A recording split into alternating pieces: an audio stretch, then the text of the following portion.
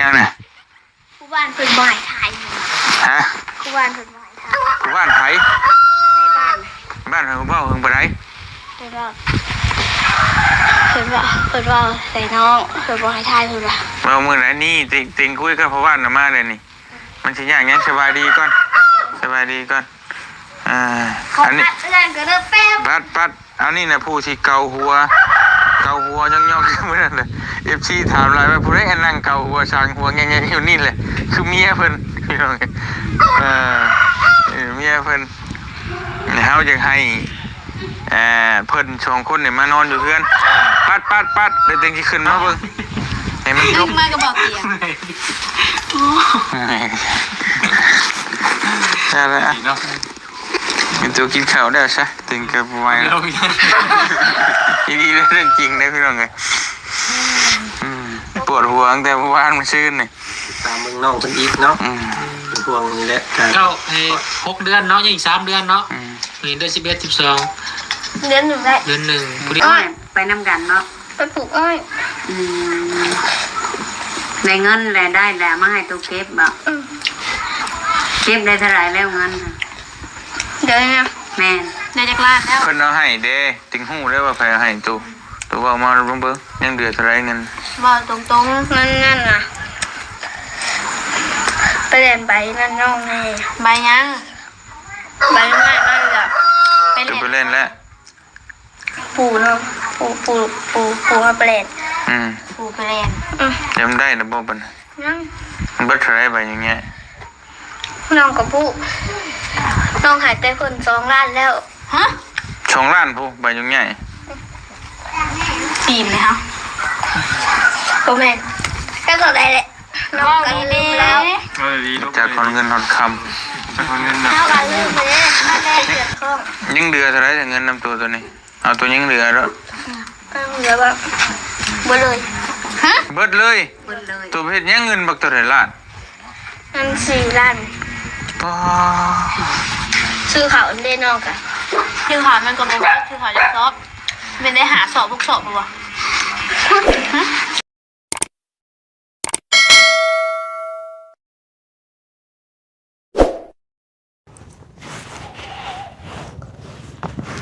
กราบสบายดีเด้อสบายดีและสวัสดีพ่อแม่พี่น้องFCกันเบิดสู่คู่สู่คนพี่น้องเนาะหรือว่าสิอยู่ในและก็ต่างประเทศพี่น้องเนาะก็ยินดีต้อนรับท่านเข้าสู่ช่องบ่าวซาดีซาแนลอีกแล้วพี่น้องเนาะพอๆกันคือเก่าพี่น้องเนาะเอาพี่น้องเนาะมื้อนี้ก็ได้ทางไอ้เตียงเพิ่นก็ได้ออกมาอธิบายเนาะเบิดทุกสิ่งทุกอย่างเนาะก็คือตามที่เห็นนะพี่น้องเนาะก็คือตามที่อ้ายเพิ่นเลยลงนั่นแหละพี่น้องเนาะก็เมื่อวานนี้ก็ได้ไปฟังน้ำกันพี่น้องเนาะไปฟังแล้วก็ไปเป็นสักขีพยานน้ำกันเนาะพี่น้องเนาะกับเรื่องราวที่มันเกิดขึ้นถือว่าหลายเรื่องหลายราวพี่น้องเนาะก็คือจังเพื่อเพิ่นสิบอกสอนเนาะพี่น้องเนาะบอกสอนอบรมเนาะก็โดนพอสมควรพี่น้องเนาะก็สิมีทางไอเดียเพิ่นกระทายเนาะมีทั้งปกสเนาะภาครัฐเนาะพี่น้องเนาะเพิ่นก็ไอเดียเพิ่นกระทายเป็นหลักฐานไว้นั่นแหละพี่น้องเนาะเพื่อบ่ให้มีกับคำเนาะนู่นนี่นั่นพี่น้องเนาะแต่ว่าทางอ้ายเพิ่นก็บ่ได้เอาลงดอกพี่น้องเนาะบ่ลงโซเชียลเนาะเป็นทายเป็นหลักฐานไว้พี่น้องเนาะแต่ก็เมื่อวานนี้ก็จบลงด้วยดีพี่น้องเนาะก็บ่มีหยังบ่มีขันขึ้นลงแฮงรุนแรงพี่น้องเนาะก็ลงด้วยดีพี่น้องเนาะเมื่อวานนี้ก็ได้เนาะก็ถือว่าทั้งน้องเพิ่นก็ยอมเนาะยอมผิดยอมแม่นเนาะทั้งน้องไซพี่น้องเนาะได้ยกขันห้ามาขออ่อนขอยอมเนาะให้กับทางไอเตียงพี่น้องเนาะก็คือจังไอเตียงก็บ่ได้กดเคียงถือศอกถือซ่าอย่างดอกพี่น้องเนาะขอเพียงแค่ว่าให้ทั้งน้องไซเนาะกับตัวกับใจคิดได้เนาะแค่นี้ทางอ้ายเพิ่นก็ดีใจแล้วเนาะพี่น้องเนาะก็คือทางอ้ายเพิ่นที่ผ่านมาแหละเนาะก็สิเข้าไปเกลี้ยกล่อมให้ทั้งน้องไซเนาะกับน้องตุ๊กนั่นแหละเข้าไปอยู่ในเฮือนหลังนั้นเนาะพี่น้องเนาะแต่ทางน้องเพิ่นบัดเกิดอารมณ์ชั่ววูบพี่น้องเนาะกินข้าวบ่ได้กินข้าวเฮ็ดเวียกมาเมื่อยว่าซั่นพี่น้องเนาะเฮ็ดเวียกมาเมื่อยแล้วสิเป็นโมโหอารมณ์ชั่ววูบพี่น้องเนาะ นี่แหละพี่น้องเนาะคือจังสุภาษิตเพิ่นว่าล่ะเพิ่นว่าเนาะพี่น้องเนาะใจโมโหเฮ็ดให้โตตกต่ำเนาะพี่น้องเนาะนั่นแหละพี่น้องเนาะแพ้คือจังเพิ่นว่าเนาะแพ้คือมารยังชนะคือมารนะครับยังกี่อย่างไงพี่น้องลืม ยังแพ้เป็นมารชนะเป็นมารผ่านเป็นยังชนะเป็นมารผ่านเป็นพระบอกจะย่างเลยพี่น้องเลยเนาะ บอกกับบุปินพี่น้องเลยเนาะ มื้อนี้ก็ออกมาอธิบายเนาะพี่น้องเนาะก็ดีอกดีใจที่ทางไอเตียเพิ่นก็ได้ถือว่าภารกิจสำเร็จไปด้วยดีนะพี่น้องเลยเนาะก็นั่งโอลมกันดนเติบพี่น้องเนาะทางทีมงานก็ไปพดสู่คู่สู่คนเนาะถือว่าหลายเนาะพี่น้องเนาะทางทีมงานไอ้เพิ่นก็เกือบไปเบิดสู่คนนะพี่น้องเลยเนาะถือว่ามีดอกชาวปลายคนหรือว่า10ปลายคนนี่แหละพี่น้องเนาะทางทีมงานเขายูทูบเบอร์ใส่บุญเข้าไปว่านพี่น้องเนาะเป็นสักขีพยานเนาะพี่น้องเนาะก่อนอื่นก็ฝากเป็นกำลังใจให้ทั้งบอสดีนะพี่น้องเด้อเนาะช่วงนี้ก็วิวก็บ่ค่อยดีปานใดเนาะพี่น้องเนาะฝากเบิ่งคลิปให้แน่แล้วก็เบิ่งโฆษณาให้ได้พี่น้องเด้อเนาะก็คือก็ช่วงนี้ก็เสียหายขาดแน่พี่น้องเนาะมื้อนี้ก็คือทางน้องตุ๊กก็สรุปแล้วก็เฮือนหลังนั้นเนาะตอนแรกน้องแต่เพิ่นสิสละสิทธิ์พี่น้องเนาะตอนแรกเพิ่นว่าสิสละสิทธิ์บ่เอาแล้วแต่ว่าทางน้องแต่น้องตุ๊กเพิ่นยังน้อยอยู่พี่น้องเนาะเพิ่นยังน้อยอยู่ยังถือผ้ายังบ่ฮู้จักความเนาะคำว่าสิจดบันทึกเข้าสัมมโนครัวก็ยังบ่ได้เห็นไหมพี่น้องเนาะยังบ่เข้าคันบอกว่าเป็นวัยผู้ใหญ่พี่น้องเนาะยังเป็นวัยเด็กน้อยอยู่ก็เลยให้เป็นผู้ปกครองน้องเตเป็นผู้ปกครองเนาะพี่น้องเนาะเพราะว่าน้องเตเพิ่นสิได้ดูแลเกี่ยวกับเพื่อนหลังนั้นพี่น้องเนาะก็ยังมีสิทธิ์คือเก่าพี่น้องเนาะถ้าน้องเตก็ได้เนาะตอนแรกน้องเตว่าสิบ่เอาแล้วว่าสิยกให้น้องเลยว่าซั่นเนาะแต่ว่าทางปกสเพิ่นก็เห็นแล้วว่าก็ทางน้องเพิ่นนี่ยังบ่มีความรับผิดชอบทางน้องตุ๊กพี่น้องเนาะเพิ่นก็ได้ให้ทางน้องแต่เป็นผู้ใหญ่ที่ดูแลเนาะเรื่องเอกสารให้ทางน้องตุ๊กพี่น้องเนาะก็มี4คนเนาะพี่น้องเนาะน้องแต่น้องตุ๊กน้องติ๊กน้องมิกพี่น้องเนาะมีสิทธิ์กับเพื่อนกับดินดังนั้นเนาะพี่น้องเนาะก็คือทางน้องไล่เนาะทางครอบครัวแหละบ่มีสิทธิ์พี่น้องเนาะบ่มีสิทธิ์ยุ่งเกี่ยวกับดินดังนั้นแล้วพี่น้องเนาะก็อยากให้เข้าใจนํกันเด้อพี่น้องเด้อเนาะ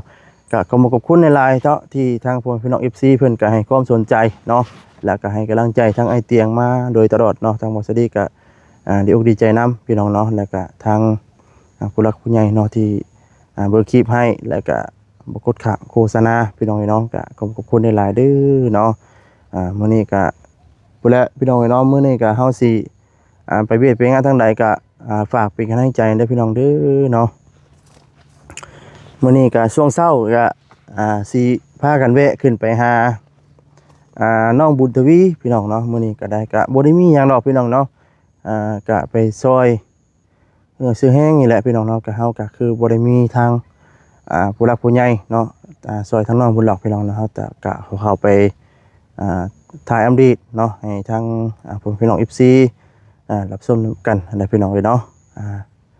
อย่าเพิ่งลามาบ่สดีเด้อพี่น้องเด้อเนาะว่าเข้าไปบ่มีหยังก็สิเข้าไปว่าซั่นเนาะก็คือเข้าไป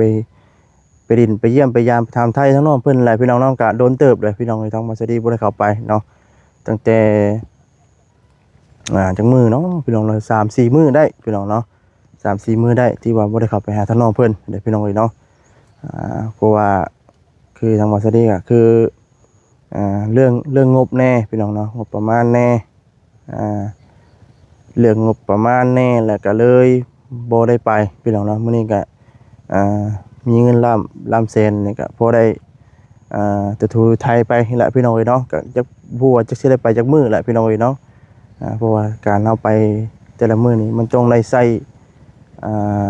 งบประมาณได้พี่น้องเนาะงบประมาณหลายพอสมควรอยู่พี่น้องเนาะคือจังที่ว่าแหละพี่น้องเนาะก็คือบางเทื่อเฮาก็ไปเห็นก็ซื้อของฝากของต้อนไปข้างนอกเพิ่นเนาะก็เป็นเทื่อก็เป็นเงินของเฮาแน่เทื่อก็เงิน ทางผู้หลักผู้ใหญ่แน่พี่น้องเนาะก็ปะปนกันไปอะไรพี่น้องเนาะถ้าว่าบ่มีผู้ใหญ่เนาะคอยอยู่เบื้องหลังหรือว่าซัพพอร์ตนี่แฮงไปบ่รอดได้พี่น้องเนาะโดยเฉพาะเงินเฮาเองนี่ก็คือจังหวัดสะดีว่าแหละพี่น้องเนาะมันต้องใช้จำนวนหลายเนาะค่าอยู่ค่ากินค่าพักค่าเช่าสมมุติว่าไปนอนอยู่วันพักเนาะไปอยู่ที่องค์ที่ไกลแน่นะพี่น้องเนาะการน้ำมันเนาะแล้วเงินนี่ก็คือว่าแหละพี่น้องเนาะหลายแสนเติบพี่น้องเนาะสมมุติว่าคืนนึงเนาะขั้นต่ำนี่ก็พักคืนนึงนี่ก็100,000 200,000แสนนึงนี่บ่มีค่อยมีดอกพี่น้องเนาะส่วนละ150,000 200,000 300,000ขึ้นไปพี่น้องเนาะแต่ว่าก็สิมีข่าวดีอยู่พี่น้องเนาะก็คือแล้วข่าวแล้วน้ำเพื่อสุคนแหละพี่น้องเนาะแต่ทางทีมงานเนาะพี่น้องเนาะทางทีมงานก็สิได้พากันไปเนาะลงใต้พี่น้องแต่ว่าบ่ฮู้ว่ามื้อใดพี่น้องเนาะก็สิมีทางผู้หลักผู้ใหญ่เพิ่นได้จัดชุดอย่างชีพพี่น้องถุงอย่างชีพให้ครอบครัวที่บ่มีข้าวน้ำซ้ำปลากินเนาะหรือว่าไปแจกจ่ายอะไรพี่น้องเนาะช่วยเหลือกันไปมนุษย์มานานำกันอะไรพี่น้องเนาะแต่ว่ายังบ่ฮู้พี่น้องเนาะบ่ฮู้ว่าสิได้ไปนำหรือบ่พี่น้องเนาะก็ต้องเบิ่งนํกันพี่น้องเนาะว่านี่ก็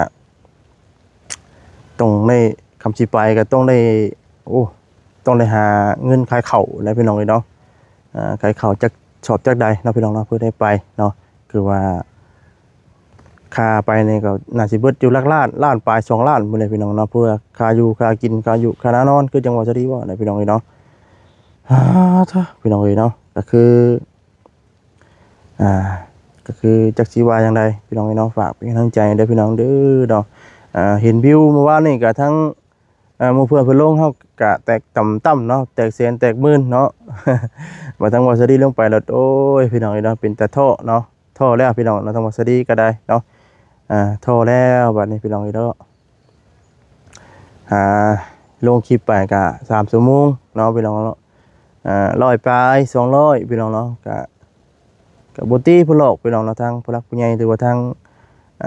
FC เพิ่นก็เบิ่งให้อยู่พี่น้องเนาะเฮาก็บ่ได้ประมาทหยัดคุณดอกแต่ว่ามันก็คือจังสิว่าอะไรมันกับอันเรื่องราวเดียวกันเนาะพี่น้องเนาะเพิ่นก็คอยมีแบ่งเนาะถือว่าเบิ่งคลิปช่องนี้จบเพิ่นก็แบ่งมาเบิ่งช่องเฮานำแน่นั่นแหละพี่น้องเนาะก็บ่ว่าเพิ่นหรอกพี่น้องเนาะ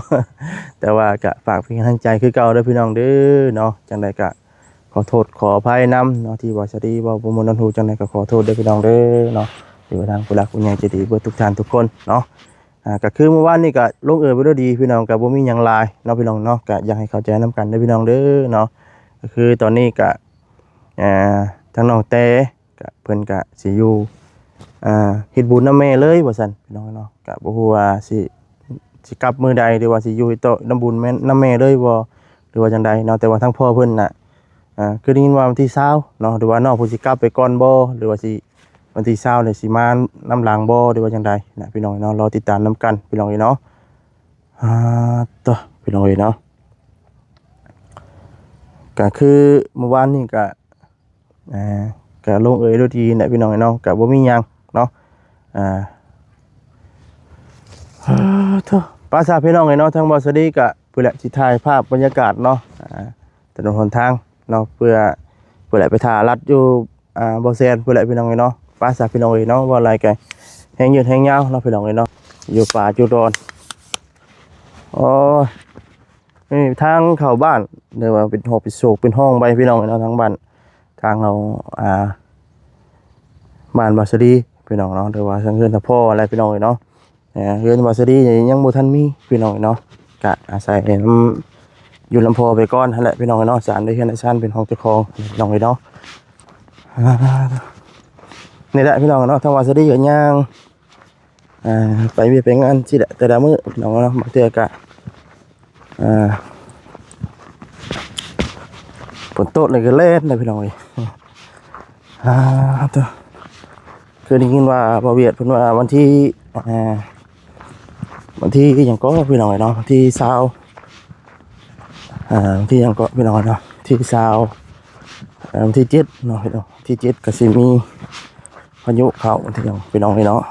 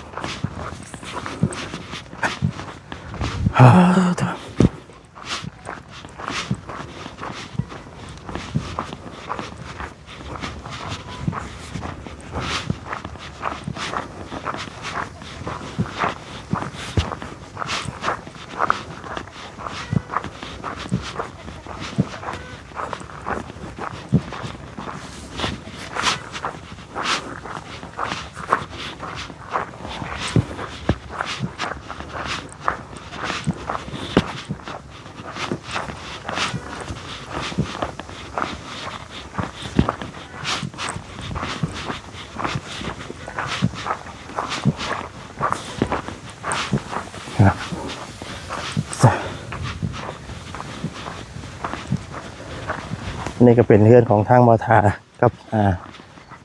สมุกละวันพี่น้องเนาะใกล้กันนะพี่น้องเนาะแต่ว่าอย่างเป็นนี่นะพี่น้องเนาะ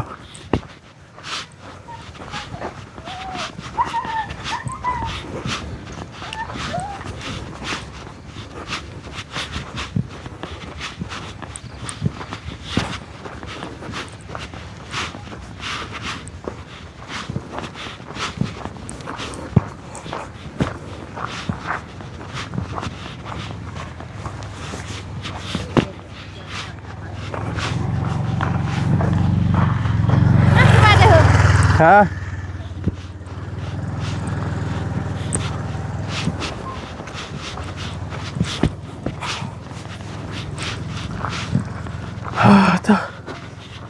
เป็นสิฮอดหอบเติบหนึ่งเลยพี่น้องเอ้ยกะพอดีว่าเมื่อวานนี่กะทั้งไอ้เพื่อนกะไปถามไทยเบิ่งน้องตุ๊กน้องแต่พี่น้องเนาะพาเอ้ยไปหาน้องตุ๊กพี่น้องเนาะเห็นทั้งเอ้ยกับน้องเพิ่นกอดกันหอมกันเนาะคือว่าจะขึ้นดีกันแหละพี่น้องเนาะคือทางน้องเพิ่นก็สิบ่เข้าใจเนาะทางน้องตุ๊กอาจจะเครียดเอ้ยบ่ด้วยจังใดโอเคนี่คือว่าแหละเนาะภาษาของเด็กน้อยในพี่น้องเนาะ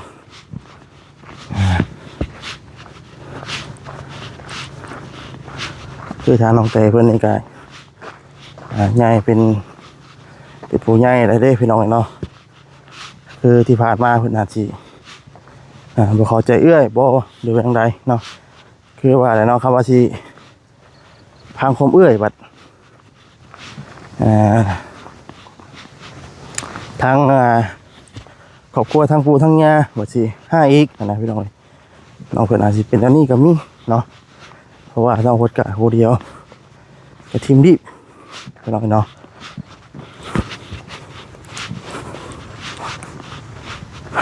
เตอะพี่น้องอ่ะ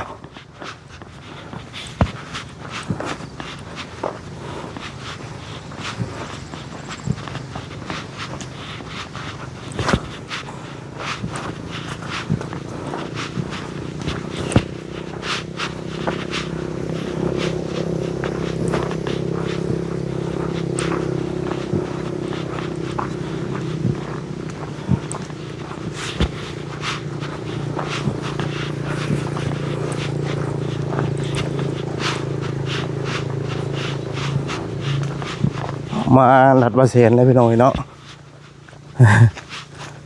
เขาว่าได้ดินกว้างทำนี่ปลูกเพื่อนติดหันค่าเลยโอ้ดีเลยพี่น้องทางวันนี้ดินแต่มีเงินนี่หาเงินซื้อดินใกล้ทางพี่น้องเนาะซื้อดินใกล้ทางมีเพื่อนนี่แล้วก็ปลูกเพื่อนใส่แล้วที่หันค่าน้ำทางนี่โอเคเลยพี่น้องเนาะดินกว้างเลยพี่น้องครูปลาตัวมีก็มี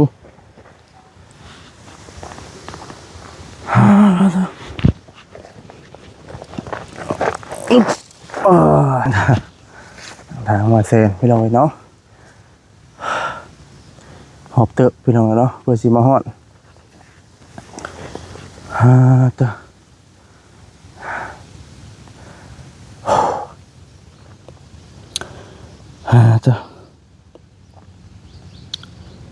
จะสิว่าอย่างไรบันเนาะ ยังเมื่อยอยู่พี่น้องเลย หอบใบเลยพี่น้องเนาะทางบาสดีเนาะสงสัยน่าสิเป็นแบบปอดบรีบ่หรือว่าไงพี่น้องเนาะย่างมากับเมื่อยเลยพี่น้องเลยเนาะภาษาพี่น้องเนาะสำหรับคลิปนี้ทางเบาสดีกะสิได้ขอจบคลิปซะก่อนเด้อพี่น้องเด้อเนาะคำบอกคำจาใดทางเบาสดีเนาะบ่ประมวลนันทูเนาะพี่น้องเนาะก็ขอโทษขออภัยทางพี่น้องหรือว่าทางผู้หลักผู้ใหญ่ใจดีเบิดทุกท่านทุกคนเนาะที่ขับมารับชมคลิปทั้งสองทางเบาสดีในมื้อนี้เนาะขอโทษขออภัยนำหลายๆเนาะบางทีอาจสิสื่อสารผิดหรือว่าสื่อสารอาจสิบ่เข้าใจจังไดก็ขอโทษขออภัยนำพี่น้องเนาะก่อนอื่นก็ฝากกดไลค์กดแชร์กดติดตามเนาะเพื่อเป็นกำลังใจให้พี่น้องเด้อเนาะเป็นจังได๋ก็ติชมเม่นเข้ามาได้เอาพี่น้องเนาะและสิ่งสำคัญก็บ่กดข้ามโฆษณาพี่น้องเนาะเบิ่งโฆษณาให้ทางวาสดีในเด้อพี่น้องเด้อเนาะลำลาไปก่อนแล้วเนาะอยู่ดีมีแฮงทุกท่านทุกคนพี่น้องเนาะสบายดีพี่น้องเนาะสบายดีพี่น้องเนาะ